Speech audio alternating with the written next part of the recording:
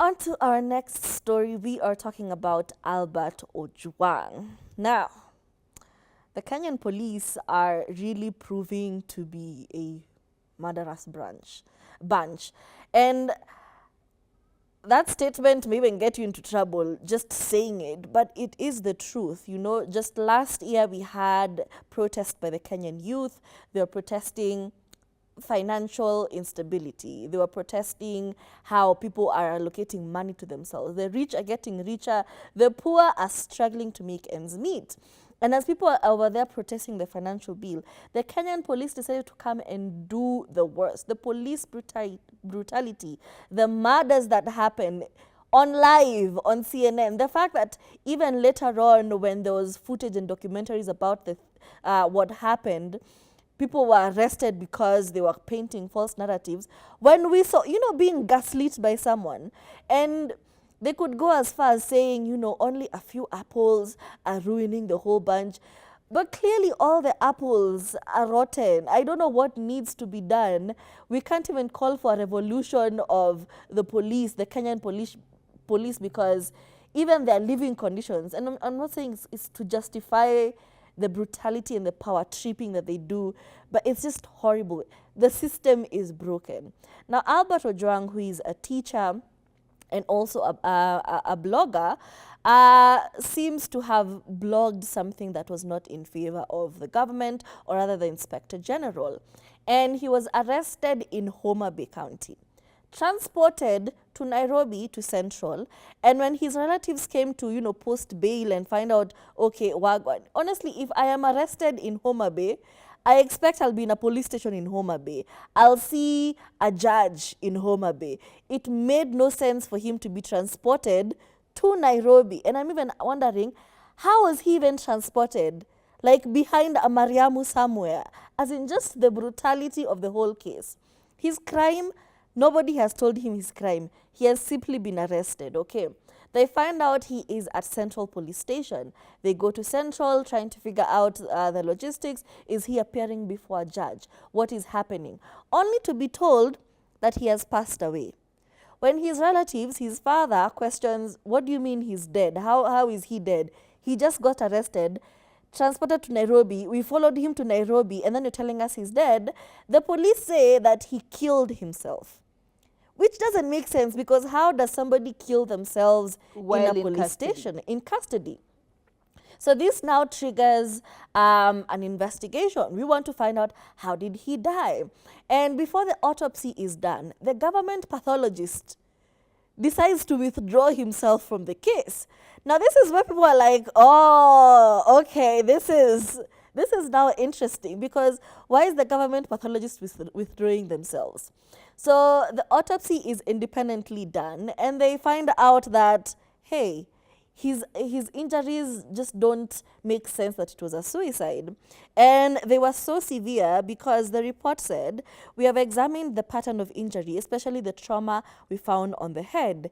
Hitting against a blunt substance like a wall would have been the pattern. The bleeds that we found on the scalp, the skin of the forehead was spaced, including the face, the sides of the head, the back of the head, and his neck.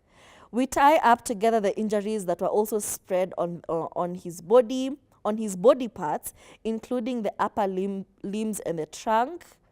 This is unlikely to be self-inflicted injury. It is clear that the innocent teacher was assaulted and killed in custody. Now, obviously, this has prompted an investigation. Nobody is fessing up. Everybody is coming up with... You've ever seen that? It's a hot potato game. Everybody's like, I was not the arresting officer. Nobody is saying who actually arrested this person. The 5 police officers who've been, identified. Also, no one, I would hate for this to be one of those stories that just die down in the justice system, because it seems like this is the case. Obviously, people are coming out and calling people out. We've seen celebrities, we've seen politicians, we've seen Karen Nyamu trying to make this a self-abduction thing. And I'm like, how did he self-abduct himself and still end up at a police station? Anyway, it's Karen. No surprise. But It is sad. We've seen Esther Passaris come to the aid of the Inspector General and say, actually, I was with him when the news broke out and he was genuinely surprised. Girl, this is not what we want from you. As a person in power, we want you to call out the people who killed this man. Not the to say, alibis. the Inspector General was with me actually, and he was so surprised. What does that do for anyone? You know, why are you losing the plot? And also, why did we need to know that you were with the Inspector General? It makes absolutely no sense. It is so scary when you see a policeman and you just think, this might be death. You know, even if he stopped me for like a minor traffic violation, I would start calculating that, like, do I have to bribe him? Because I don't want to end up at a police station.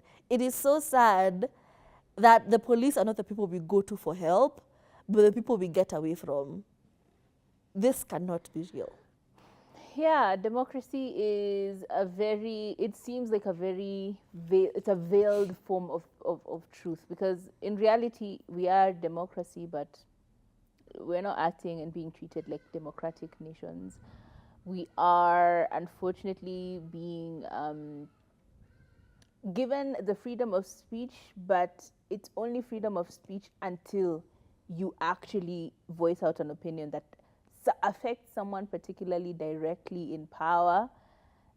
Then you are a threat to the community. And as we are drawing closer to June, post-election violence remembrance, the anniversary, it seems a lot of volatility is getting involved. A lot of people are uneasy. There's like a silent hum of just things are not too well. I don't know. It's so sad that after all that, we are still facing the same problems that we were facing last year. What a disappointment, you know?